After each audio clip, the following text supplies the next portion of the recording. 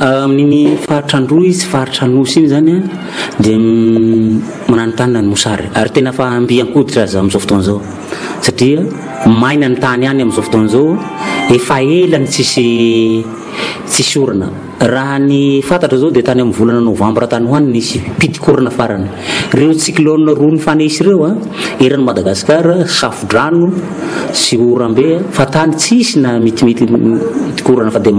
maty zao ny vola tao alohany io nisy orana dia namboly ny olona dia maty rivotra sy tiomena ho zahay any misy amin'izao fotoana zao misy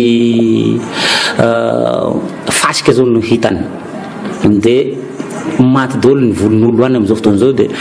ny vary tena tsisy raha vary gasy tsy mahita mihitsy anao any fa stock tampon le vary avarana avy any ivelany reo avy any Fort-Dauphin zao dia ny kapoka amin'izao fotoana zao eo amin'ny 500 eo amin'ny 500 zay ny kapobary agny amin'izao tsika miteny zao ka tena mihahenjana zao raha ny mosary agny amin'izao fotoana zao iny tapany avaratra amboasary iny zao iny tsivory ebelo marotsiraka iny vary aloha zao mba eo ihany satria nisy vary aloha tany mba tratra nisy orana any dia mba eo ihany ny vary aloha fa na izany aza tsy tahaka nisy ataona fa ratsy ihany ny vokatry ny vary aloha ny ataontsika hoe ny 98% ny olona any dia mivelona amin'ny fambolena sy fiompiana hitatsika moa ny fiompiana tamin'ilay tsy fandripahalemana tany ripaka ny ombin'ny olona tany ny osy ny ondry dikan'izay marefy dia marefy ny lafiny anankiray iny zany tsy misy vitsy ny olona fa manana omby any zao ny fambolena izy